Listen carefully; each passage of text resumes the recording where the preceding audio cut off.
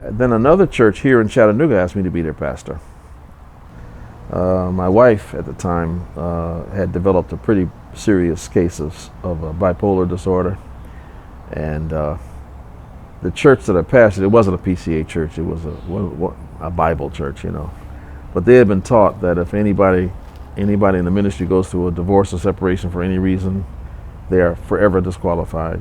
It's okay if I backslid and become a hitman or something and then come back. I can, but as things would happen, on her fifth hospitalization, if you know what bipolar people make these crazy life-altering decisions just at the drop of a hat. She decided to run off with another patient, and left me with two young kids, And of course, the church, they thought, well, there must be some sin in your life or something. So, well, of course, there's sin in my life. Everybody's got sin in their lives. What's the deal with that?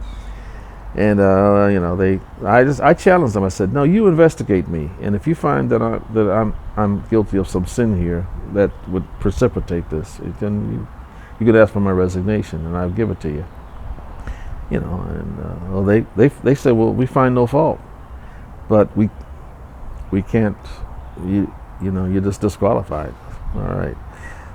I'm raising my kids. I'm a single custodial parent. And I love being a dad. It was just the best thing. It's the best thing in my life. I loved it. I was approached by the president of Westminster, and he asked me, he says, look, would you be willing to be a dean?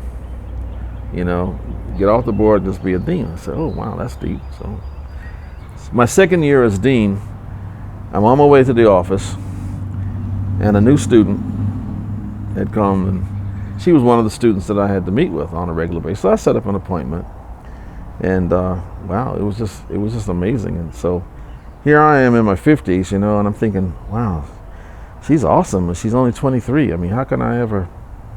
It's just too much of an age gap. I said, if she was 20 years older, I think on a second meeting, she began to tell me what she was doing during the Watergate hearings. And I said, wait. I said, that doesn't make any sense. I said, you weren't even thought of during the Watergate hearings. She says, oh, yes, I was very much alive. I said, no, that's not possible. She says, I'm older than I look. I said, well, what are you, about 30 or something? She says, I'm in my 40s. I said, oh, right then. Right then and there, I knew. Yeah, I saw the vision immediately, and I didn't react to it. I just thought, let me quietly, after our meeting, I went back to the office and opened the handbook to see how the seminary handles situations like this. I found out that I was in compliance, and I said, okay. So then we became great friends. But she didn't see the vision. Somehow it leaked out that I saw some possibilities, and she thought that was downright scandalous. She said, you're a dean, I'm a student, what? And then she said, I want you to understand one thing very, very clearly. She said, we are friends, and that's all we'll ever be. So at that point, the friendship was put on hold. I stopped writing, I stopped calling, and because I didn't want to upset her anymore. What happened is that the church she went to, the pastor was trying to steer her towards this other guy, and so she finally agreed to go out on a couple of dates with him. But he was one of these guys that we would finish these other sentences, and we would crack jokes and we'd understand, but this guy, totally nonverbal. And she said, oh man, if he was Carl, he'd understand this. She would have to explain her jokes to him and all that. So finally she realized, so you know what, maybe I messed up. So she writes me this letter. She says, I just want you to know, if you're seeing somebody, I don't want to complicate your life, but if you're not, she said, I'd like to give it another shot. She said, I think we would have some great kingdom potential. So I called her and I said, after saying hi, I said, Karen, you're not complicating my life. And it was on then. So we started dating.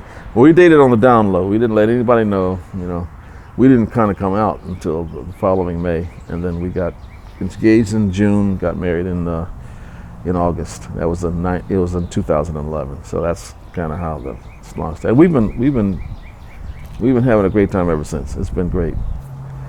And my kids, they absolutely adore her. They just absolutely bonded with her, and I mean, it's a real story of redemption. So. Hi, my name is David Wilson. I'm the director for Bent Tree. Why are we doing these videos? It's because we want to tell people's stories. We think as they tell their stories, they bring you into their story. And we think that if you hear their stories, maybe you'll have the courage to tell yours, or that you'll ask other people about theirs.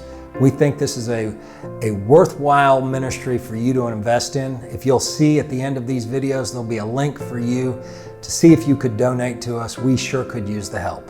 Thank you.